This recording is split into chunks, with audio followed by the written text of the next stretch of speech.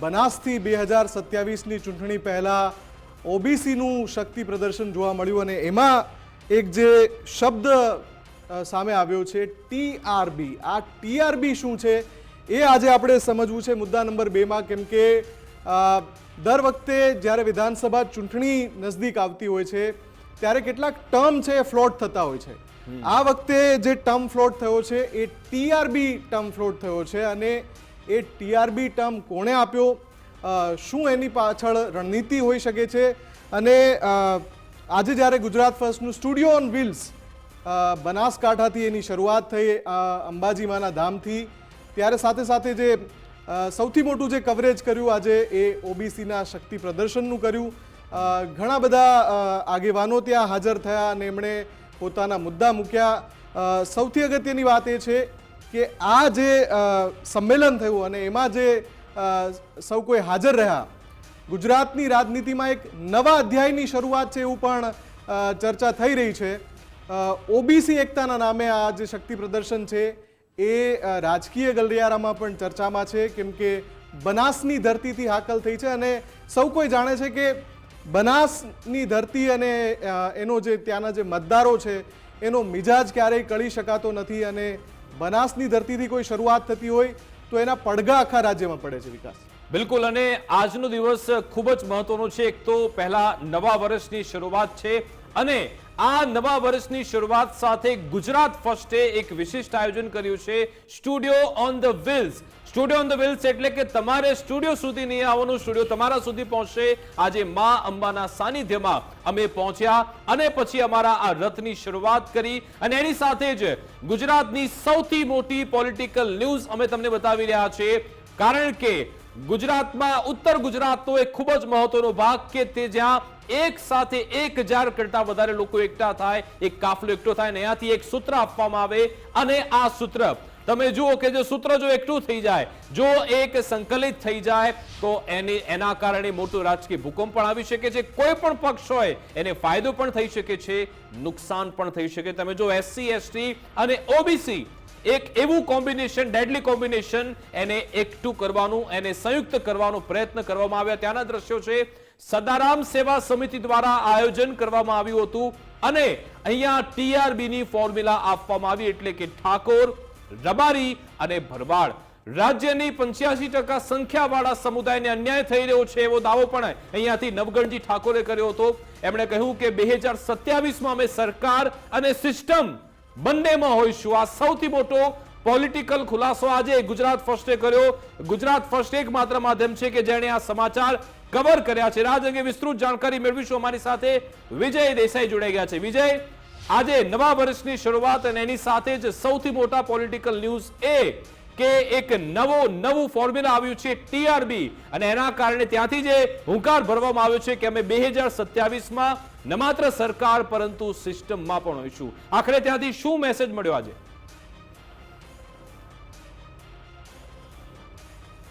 બિલકુલ, મેસેજ વિકાસ એકદમ સ્પષ્ટ છે. કારણ કે નવા વર્ષની શરૂઆત અને રાજનીતિના નવા અધ્યાયની પણ શરૂઆત છે. કારણ કે જે પ્રકારે દેશવ્યાપી રાજનીતિમાં આપણે ગુજરાતને એક લેબ તરીકે જોતા આવ્યા છીએ, એ જ રીતે ગુજરાતની અંદર જો પહેલાં જે પોલિટિકલ એપી સેન્ટર તરીકે મહેસાણા જેમ આવતું હતું, એમ હવે બનાસકાંઠાની ધરતી એ પોલિટિકલ એપી સેન્ટર બનતી જઈ રહી છે. અને જે પ્રકારના સમીકરણો નવા વર્ષના પ્રથમ દિવસથી જ રચાઈ રહ્યા છે, જે આગામી 2027ની વિધાનસભા ચૂંટણીના ડિસેમ્બરમાં જે પરિણામ આવશે એ પરિણામ પૂર્વેની તૈયારીઓ છે એવું કહીએ તો પણ નવાઈ નથી. પરંતુ આ જે સમગ્ર આજનું સમીકરણ છે એ સમીકરણની અંદર એક સૂત્ર નવું આવ્યું છે, એ છે ટીઆરબી, ઠાકોર, રબારી, ભરવાડ. સદારામ સેવા સમિતિ દ્વારા જે પ્રકારની આજે યાત્રા યોજવામાં આવી, એ યાત્રા સમાજ કલ્યાણના નામ પર છે, પરંતુ એની પાછળનો જે રાજનીતિક હાર્દ સમાયેલો છે એ હાર્દ પણ આપણે સૌ જાણીએ છીએ. કારણ કે બનાસની ધરતી પરથી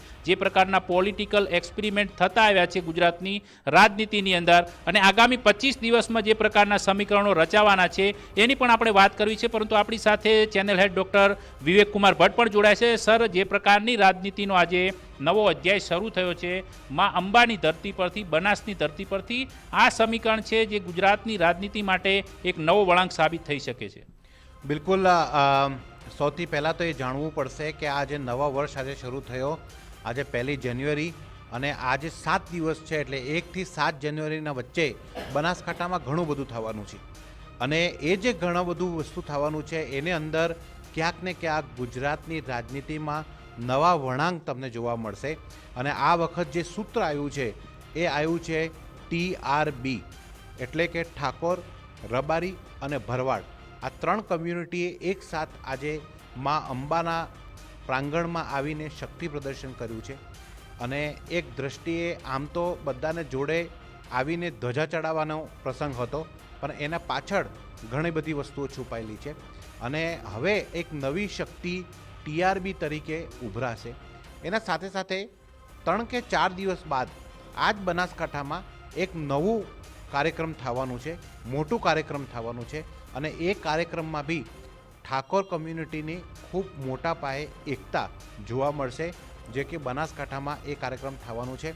આમ તો મારા ખ્યાલથી વિજય, ઠાકોર કમ્યુનિટીની જો બંધારણનો દિવસ છે એ બંધારણ દિવસનું નામ અપાયું છે.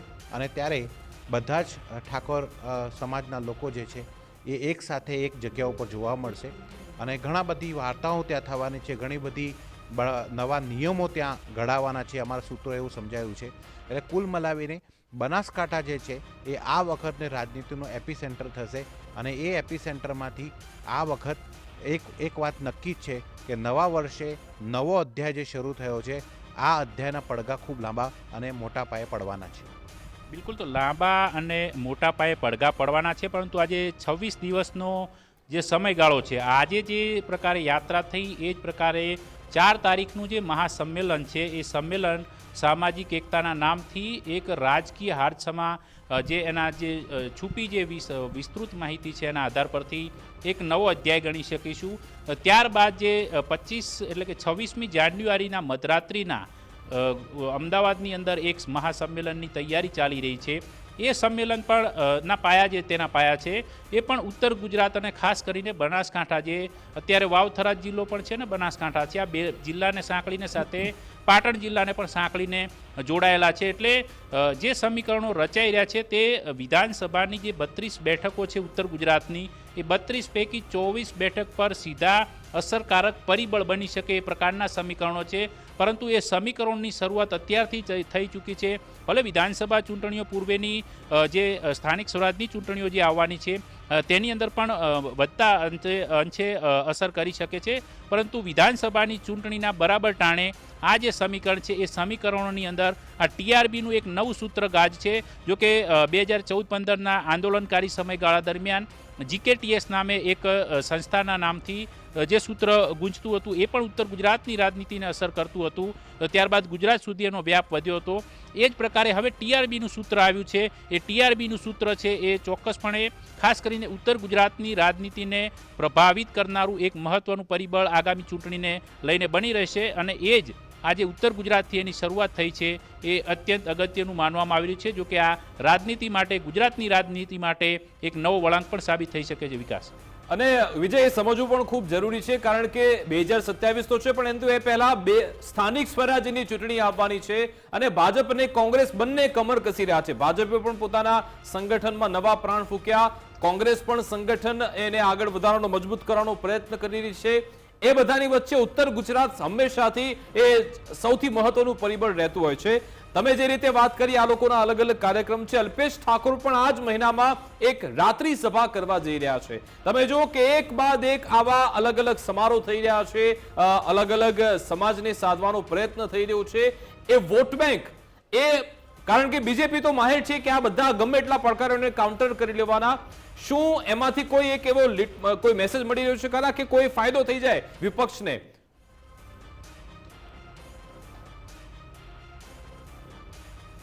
વિપક્ષને ફાયદો થશે કે નહીં એ કહેવું થોડુંક અઘરું પડશે, કારણ કે જે પ્રકારે ગુજરાતની આંદોલનકારી રાજનીતિના અધ્યાય આપણે છેલ્લા એક દાયકામાં જે જોયા છે એમાં આંદોલન જે થાય છે એ આંદોલન બાદની પરિસ્થિતિ છે એ ક્યાંક ને ક્યાંક સત્તા પક્ષ એટલે કે ભારતીય જનતા પાર્ટી માટે ફાયદાકારક પણ સાબિત થતી આવી છે. પરંતુ આ જે આંદોલન છે એ આંદોલન થોડુંક અલગ દિશાનું પણ છે, કારણ કે એમાં જે પ્રકારની માગણીઓ અને અપેક્ષાઓ રાખવામાં આવી રહી છે વિકાસ, કે આ વખતે જે 85% સમુદાય ઓબીસી સમુદાય અને અન્ય સમુદાય જે છે જેમની ગુજરાતની રાજનીતિની અંદર વિકાસ સિસ્ટમ અને સરકારમાં ભાગીદારી હોવી જોઈએ, એ એમને યોગ્ય ન્યાય નથી મળતો, આ પ્રકારની માગણી છે અને લાગણી છે. એ લાગણીને વ્યક્ત કરવાની સાથે સરકારમાં આવવાની વાત છે. એટલે કે ચોક્કસપણે રાજકીય સંદેશો આની અંદર છુપાયેલો છે, રાજકીય મહત્વાકાંક્ષા છે એ પણ છુપાયેલી છે.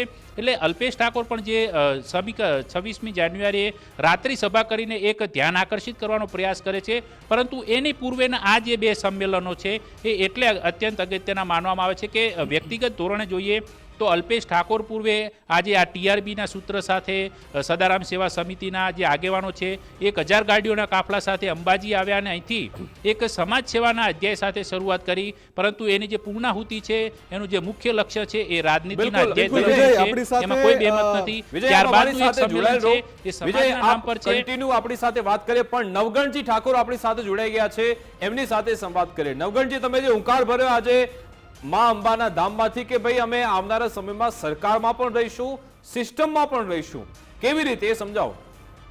સૌ પ્રથમ તો ગુજરાતની આપણી ચેનલનો ખૂબ ખૂબ આભાર વ્યક્ત કરું છું કે ગુજરાતની અંદર ક્ષત્રિય સમાજ, ઓબીસી સમાજ, એસસી સમાજ, એસટી સમાજ, આ ચાર સમાજ નથી સિસ્ટમમાં, નથી સરકારમાં. ચાર સમાજ ગામડામાં વસવા વાળો સમાજ છે, ગરીબ સમાજ છે, પછાત સમાજ છે. આ સમાજનું શોષણ કરવાનું વર્તમાન સમયમાં ટાર્ગેટ ચાલી ગયો. સૌથી પહેલા તમે ઉદાહરણ આલું કે પોલીસ ભરતીની અંદર દોડના ગુણ કાઢી નાખ્યા. તો દોડના ગુણ કાઢવાનો મતલબ એક જ છે કે ગામડાના વિદ્યાર્થી દોડી શકતા હતા, સિટીના વિદ્યાર્થી દોડી શકતા નતા, એટલે આ લોકો દોડના ગુણ કાઢી નાખ્યા. બીજો વિષય જીપીએસસી ની ભરતી, એમાં મૌખિક ઇન્ટરવ્યુની અંદર ઓબીસી, એસટી, એસસી સમાજના તમામ ઉમેદવારને રિજેક્ટ કરી દીધા લોકોએ. એટલે ગુજરાતની અંદર ભારતીય જનતા પાર્ટીની સરકાર ઓબીસી, એસટી અને એસસી ત્રણેય સમાજ પ્રત્યે ધરાહાર અન્યાય કરી રહી છે. અને આ અન્યાયનો યોગ્ય જવાબ, યોગ્ય ન્યાય લેવા માટે આજે અમે મા અંબાના ધામમાં 52 ગજની ધજા ચડાવી અને માતાજીને પ્રાર્થના કરી છે કે ગુજરાતનો ઓબીસી સમાજ, એસસી સમાજ ને એસટી સમાજ ત્રણેય સમાજ જાગૃત થાય, દીકરીઓ અને દીકરાઓમાં 100% શિક્ષણ લાવે અને જાગૃતિના ભાગરૂપે આગામી 2027 ની અંદર ગુજરાતમાં સિસ્ટમ અને સરકારમાં ભાગીદારી માંગે. જેની જેટલી વસ્તી એટલી ભાગીદારી. તમે જુઓ 15-20 વર્ષથી આ ઓબીસી સમાજને કોઈ સારું ડિપાર્ટમેન્ટ આપવામાં આવતું નથી, સારું કોઈ ખાતું આપવામાં આવતું નથી. એટલે ઓબીસી, એસટી, એસસી ના સમાજના વિરોધમાં તમામ નિર્ણયો લેવામાં આવે છે. અને વર્તમાન સમયની અંદર અમારું સદારામ સેવા સમિતિ ગુજરાત સમગ્ર ગુજરાતમાં એક અભિયાન ચલાવવાની છે. અને અભિયાનની અંદર અમારા એના રાષ્ટ્રીય અધ્યક્ષ ભરવાડનું સપનું છે કે સમગ્ર ગુજરાતમાં ઓબીસી, એસટી, એસસી અને ક્ષત્રિય સમાજ, આ ચારે સમાજની દીકરીઓમાં 100% શિક્ષણ આવે, દીકરાઓમાં 100% શિક્ષણ આવે. આ પછાત અને ગરીબ સમાજો શિક્ષિત બને, આગળ જાય અને એમના હક અને અધિકાર માટે લડે. આવું વિઝનના લીધે અમે ધજા ચડાવી છે. આજે મા અંબાના ધામમાં અમે પ્રતિજ્ઞા કરી છે કે 2027 પહેલા સમગ્ર ગુજરાતની અંદર સમસ્ત ક્ષત્રિય સમાજ એક કરવો, સમસ્ત ઓબીસી સમાજ એક કરવો, સમસ્ત એસસી સમાજ એક કરવો અને સમસ્ત એસટી સમાજ એક કરવો. આ ચાર સમાજમાં જાગૃતિ લઈ અને દીકરીઓમાં 100% શિક્ષણ આવે, દીકરાઓમાં 100% શિક્ષણ આવે. અને આ સમાજ વર્તમાન સમયની જે ડિજિટલ યુગની અંદર જે વર્તમાન જે ચાલે છે તેની સાથે સામેલ થાય, પ્રગતિ કરે અને આવનારી ભરતીની અંદર અમારી સમાજની દીકરીઓ તૈયારી કરી અને વધુમાં વધુ સિલેક્શન પણ એમની નવગણજી, તમારી પાસે કોઈ એવો ડેટા છે ખરા? તમે જે કહી રહ્યા છો કે ઓબીસી સમાજને, એસસી એસટી સમાજને અન્યાય કરવામાં આવ્યું છે, એવો કોઈ ડેટા સાયન્ટિફિક છે ખરા કે તમે ફક્ત વાત કરી રહ્યા છો? અને બીજો પ્રશ્ન એ સાંભળો કે તમે સીધી રીતે સરકારમાં તમે આવવાની વાત કરી રહ્યા છો, તો ભાજપની સાથે કે પછી બીજા કોઈ પક્ષની પણ વાત કરી રહ્યા છો, એ પણ ખુલાસો કરી દો. પક્ષની અમારા કોઈ પક્ષને અમારો અભિયાન છે કે ગુજરાતનો ક્ષત્રિય સમાજ, ગુજરાતનો ઓબીસી સમાજ અને ગુજરાતનો એસસી સમાજ, એસટી સમાજ, આ ચારે સમાજો ગામડામાં વસે છે, અભણ સમાજ છે, પૂરતું જ્ઞાન નથી, અંધશ્રદ્ધામાં બેઠાયેલા છે. આ સમાજોને જાગૃત કરી અને વધુમાં વધુ આ સમાજના બાળકો સિલેક્શન થાય આવનારી ભરતીની અંદર, એવું અમારો અભિયાન છે. અને જીપીએસસી પરીક્ષાની અંદર જે મૌખિક ઇન્ટરવ્યુ છે ને, એ જ અમારી સમાજ માટે અન્યાય કરતા છે. અચ્છા. તો એ બાબતે એટલે તમે સમજણ નથી, તમે રાજનીતિની પણ વાત કરી રહ્યા છો. સાથે જો તમારે વિદ્યાર્થીઓને તમારા સમાજના ઉમેદવારને આગળ લાવવા છે તો એની ટ્રેનિંગ થવી જોઈએ, એટલો એનો અભ્યાસ અને કૌશલ્ય સ્કિલ હોવું જરૂરી છે. એના વગર પછી એનું સિલેક્શન કેવી રીતે થઈ શકે? અભ્યાસ અને ટ્રેનિંગ માટે અમારા બાબાભાઈ ભરવાડે પાટણમાં ઠાકોર સમાજની દીકરીઓ 150 અંદર વાંચી શકે એવી લાઇબ્રેરી બનાવી છે. ગુજરાતની સમગ્ર ભારત દેશમાં ના હોય એવી બંને હોસ્ટેલો ભાડે લીધી છે. એમાં 150 દીકરીઓ રહે છે. એનો ટોટલ ખર્ચો બાબાભાઈ ભરવાડ ભરે છે. એટલે અમારી પ્રયત્ન છે, પણ સામે સિસ્ટમ ઓકે. મને નવગણજી એક સવાલ એ પૂછવો છે કે ઓલરેડી ઓબીસી ફેક્ટર આખા ગુજરાતને અસર કરે જ છે. ટીઆરબી ટર્મ આપ ક્યાંથી લઈ આવ્યા અને શું એની પાછળનો આખો આશય છે? ટીઆરબી અને ઠાકોર, રબારી અને ભરવાડ ત્રણે સમાજો માલ ઢોર રાખવાવાળા સમાજો છે. ગામડામાં વસતા સમાજ છે, ખેતી કરતા સમાજો છે, અનપઢ સમાજો છે. એટલે અમારા બાબાભાઈ ભરવાડનું એક સપનું છે કે આ ટીઆરબી ના બાળકો ભણી ગણીને આગળ જાય અને સિલેક્શન થાય તો તેમનો વિકાસ થાય. ઓકે, ઠીક છે. અંતિમ સવાલ, હવે આગળ પછીનો રોડમેપ શું છે આપનો?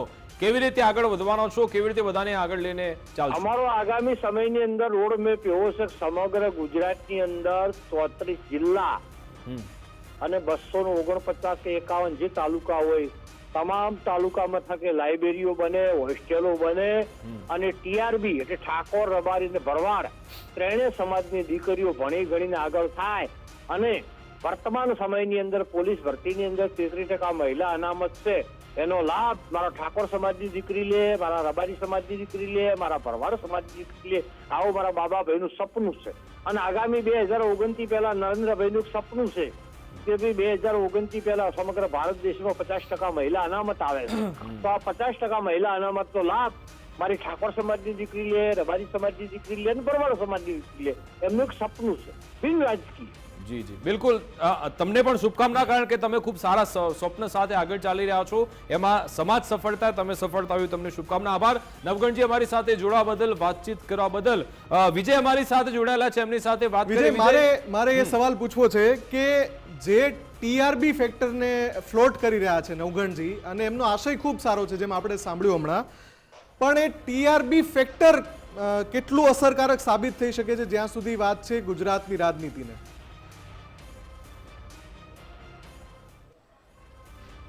રાજનીતિની દ્રષ્ટિએ અને ખાસ ઉત્તર ગુજરાતના દૃષ્ટિકોણથી જોઈએ તો આ ટીઆરબી ફેક્ટર એટલા માટે ઇમ્પોર્ટન્ટ છે કે જે 32 વિધાનસભા બેઠકો છે એ પૈકી 24 બેઠક પર સીધી ઇમ્પેક્ટ કરે છે. અને ખાસ કરીને જે બનાસકાંઠા જિલ્લો, વાવથરા જિલ્લો, પાટણ જિલ્લો અને સાબરકાંઠા અરવલ્લી જિલ્લાની અંદર પણ આની સીધી અસર છે. તો પાટનગર, ગાંધીનગરના જે તાલુકાઓ છે ત્યાં પણ ટીઆરબી ફેક્ટર એટલું જ અસરકારક છે.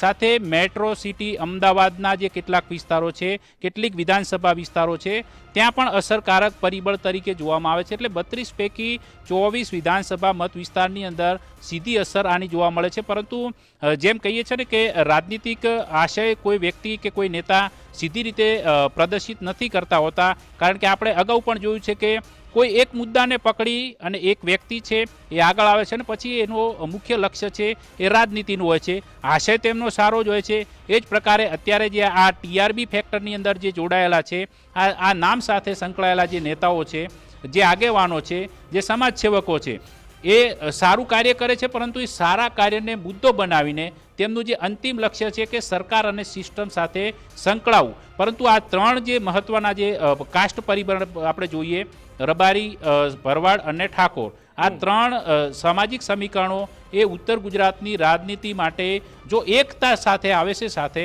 તો ચોક્કસપણે 27ના પરિણામમાં એ રાજકીય પક્ષ કોઈ પણ હોઈ શકે છે, એના માટે ચોક્કસપણે અસરકારક પરિબળ સાબિત થશે અને રાજનીતિના પલટાવાની અંદર બદલાવની અંદર આ ગુજરાતના રાજનીતિના સમીકરણની દ્રષ્ટિએ જોઈએ. કારણ કે જે નવઘણજીભાઈ સાથે આપણે વાત કરી એમનું તો એક લક્ષ્ય છે કે મુખ્યમંત્રી ઓબીસી હોવો જોઈએ આગામી ચૂંટણીમાં. એ સૂત્ર પણ અગાઉ તેઓ આપી ચૂક્યા છે અને હવે જ્યારે રાજનીતિ માટે પ્રત્યાર્પણ કરી રહ્યા છે તે ચોક્કસપણે આ અસરકારક પરિબળ સાબિત થઈ શકે છે.